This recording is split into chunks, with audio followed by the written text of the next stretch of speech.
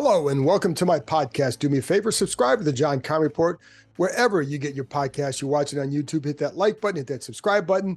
You can find us there as part of Empire Media. That's AMPIRE. Always much appreciated when you tune in. And don't forget, you can always read my work on ESPN.com. In a minute, oh, by the way, on ESPN.com on Friday, my story on Inside the Hiring of Dan Quinn will be up there.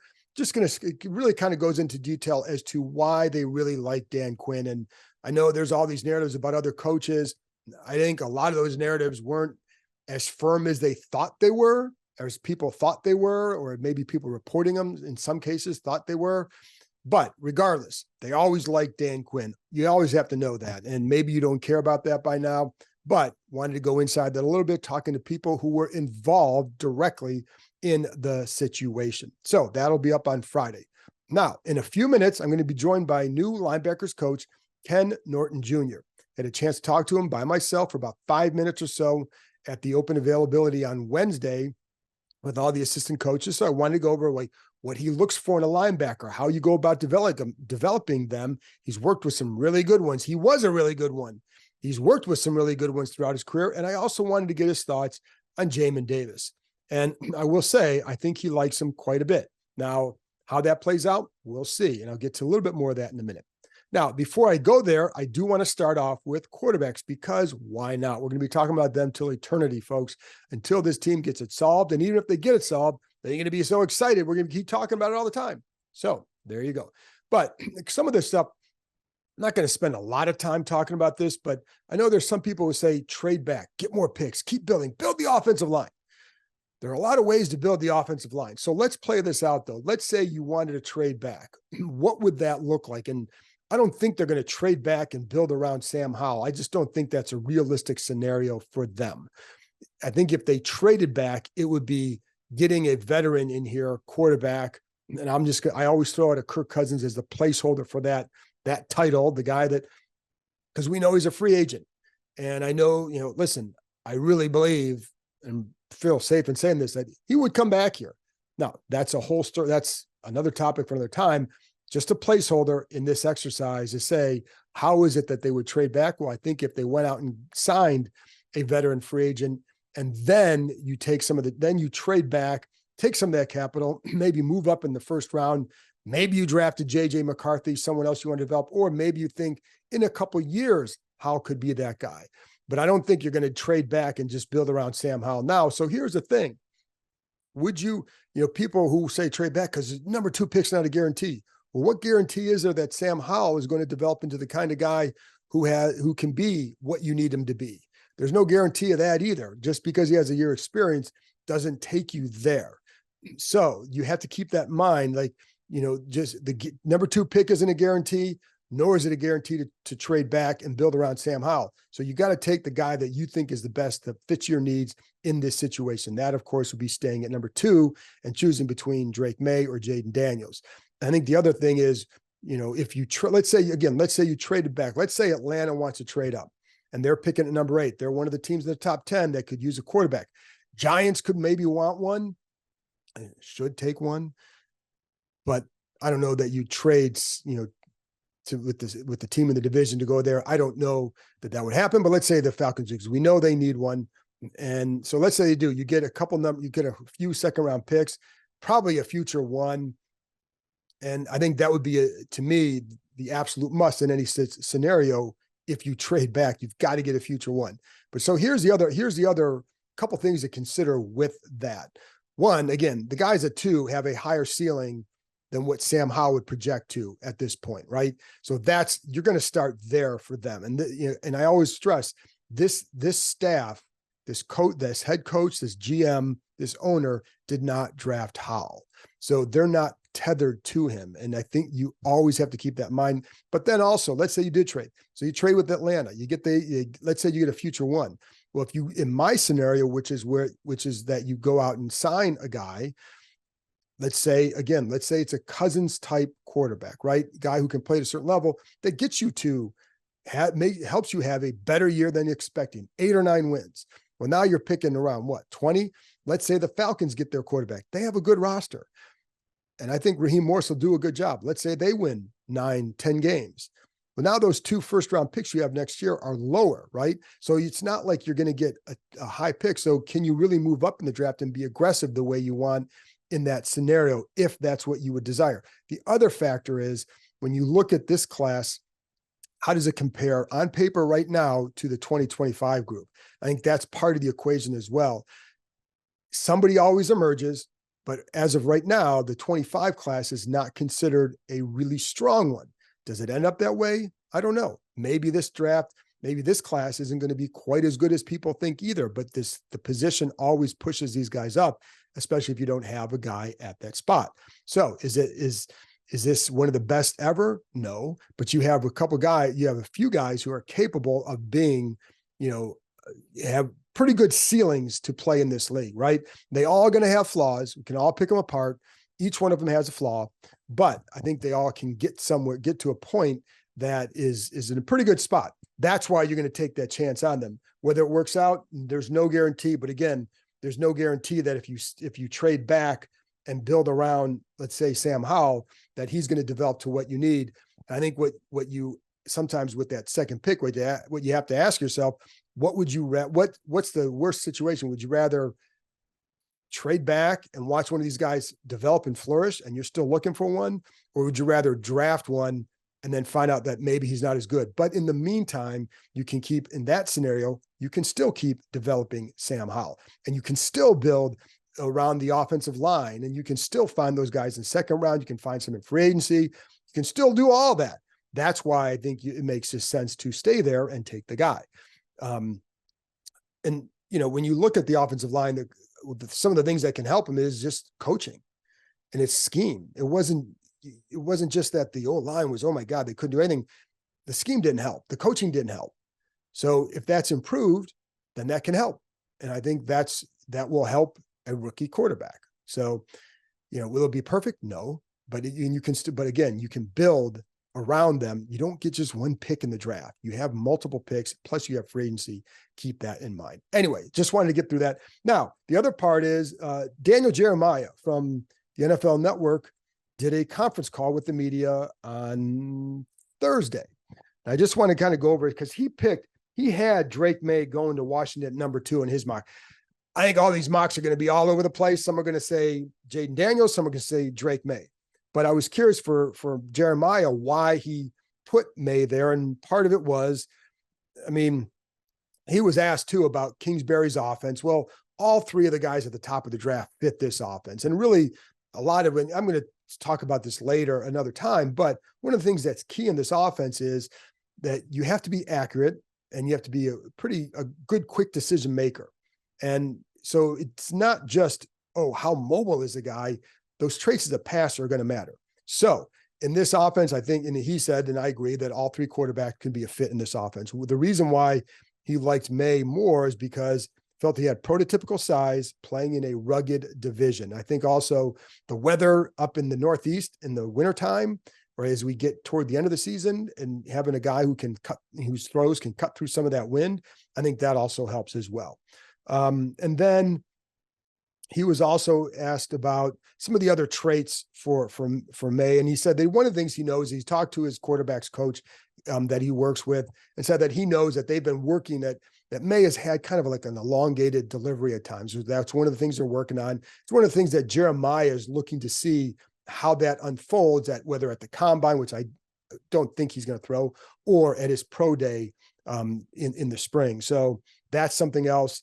And then I think also what he's looking forward to hearing, as am I, is when he gets in front of the board or in front of the teams, how he interviews and how he explains some of the pressure situations, because he faced a lot of pressure with that offensive line last year.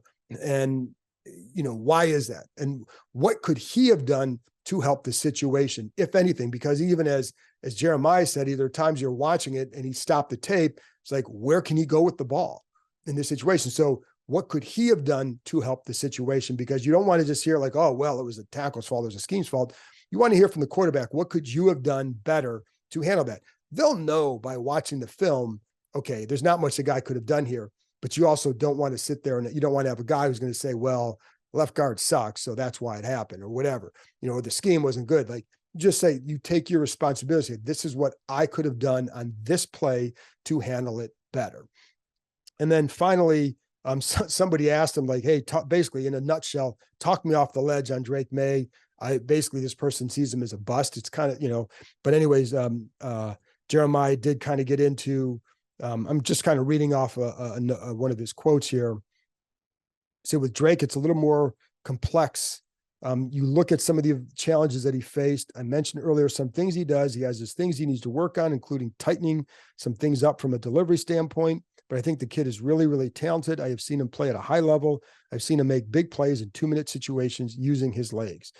Jeremiah also said, I think it's all there. So you might not have seen it consistently.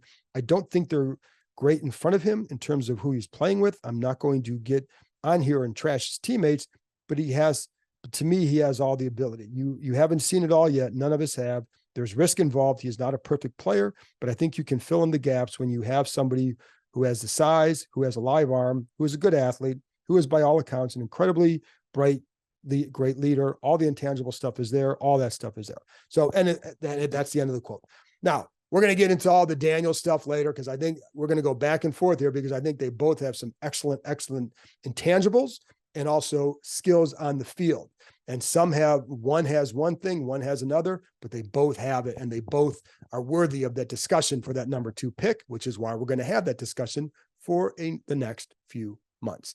Anyways, that's it on quarterbacks. Now, with Ken Norton, I'm going to get into it right now with him, about 5 minutes with him, talking about, again, Jamin Davis. One of the things with Jamin Davis that'll be interesting to watch is how they evaluate him as a blitzer, because Dallas's linebackers did blitz a decent amount.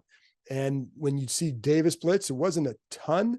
And there were times he had some success with it and times, But the other thing that Dallas did with the linebackers is move them around, which he did move around a little bit, but I'm curious how they see it. But I will say that Norton seemed to be pretty high on him. I think a big key for Davis will be, who do they have playing next to him? Because when he has a guy next to him, whatever you think about Cody Barton, what he could do is help Davis. What he couldn't do is also help himself. Now, he got better as the year went on. I think you can clearly upgrade over him, but he did understand what Davis had to do and could help put him in good position. And that allows Davis to play fast. And one of the things that you heard Joe Witt talk about, Dan Quinn, is the ability to play fast. So if you can get that guy next to him, I think he can unlock another level of play for Jamin Davis. Anyways, here's my conversation with new linebackers coach, Ken Norton Jr. Oh, and by the way, when you listen to it, you're going to hear it uninterrupted because Brian Mitchell comes over to say hello to him. They clearly would have had some battles. And I even joked, like, the last, they kind of had this slow motion collision, which is a lot different than would have had back in the day. Anyway, kind of cool moment. So here's Ken Norton Jr. But I'm curious, for you, coming here, what's it mean for you to be here and be reunited with Dan? I'm very excited. Dan and I have always had a great relationship, and for the opportunity to coach with him again is exciting for me. What about him? You say? Hey, what's happening? What's up, brother? How you been? You good? Good.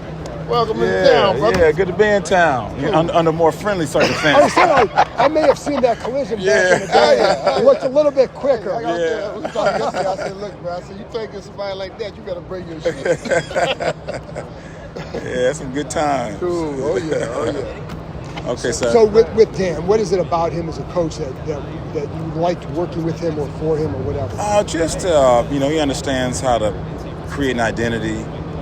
He understands how to bring the best out of people, bringing good people together, good really coaching staffs together to really take a team to another level. What do you look for in linebackers? You played it, you've coached a lot of really good ones. What do you look for? What traits do you look for in a linebacker? There are a lot of traits. I can't just give you just a few, but just ones that just pop out as smart. They have to have a really good understanding and command of offense and defense, and the ability to communicate that that information to himself and to his teammates. And then another is being a great teammate, just understanding the guys around him, bringing the best of the guys around him, and then they got to be really really good football players. Yes, they've got to go there. Exactly. They have to be really good football players. And when you say football player, that covers a lot. It does. It does. And the few things that just jump out is just speed, size, and purpose. What's the key to developing a linebacker? I think the main key is once you get past all the measurables and all the things that you like in a guy, it comes down to how bad a guy wants, how bad he wants it. You know, how much he trusts you, and you know, and how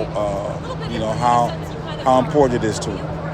Have you been able to watch much of what you have here, Jamin Davis in particular? You know, we've just got in town, right. So I haven't had a chance to evaluate a lot of the film.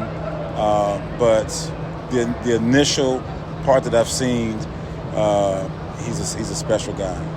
Why do you say that? Like, what is it? What are some of the early impressions, I guess, that would take you there? Well, just that he's big, strong, fast, and tough.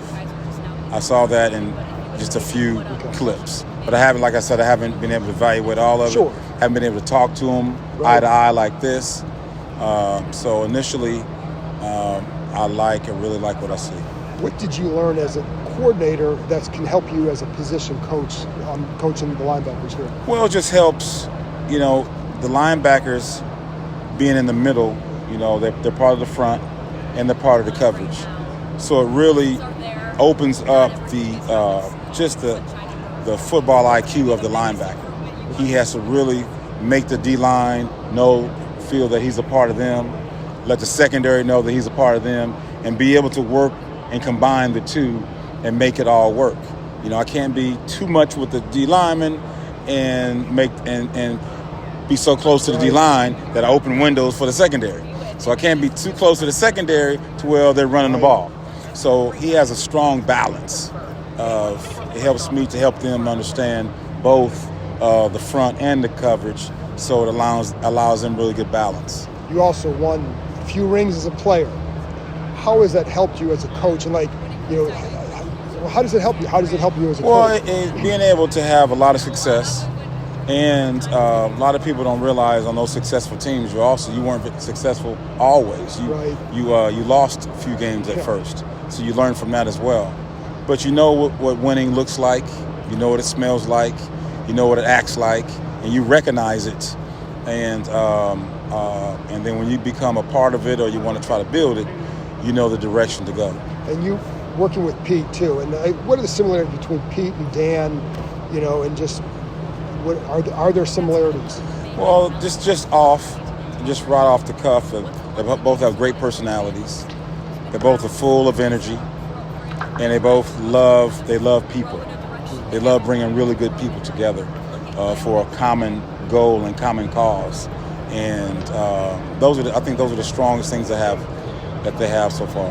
What are you looking forward to most here? I mean, you know, this is your first time in Washington, so I'm curious what you're looking forward to just here. I'm just looking forward to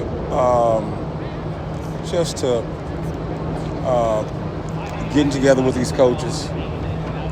Figuring out who we are, and then accomplishing something special. Thanks, man. Thank you. Enjoyed it. It's been my pleasure. I enjoyed it.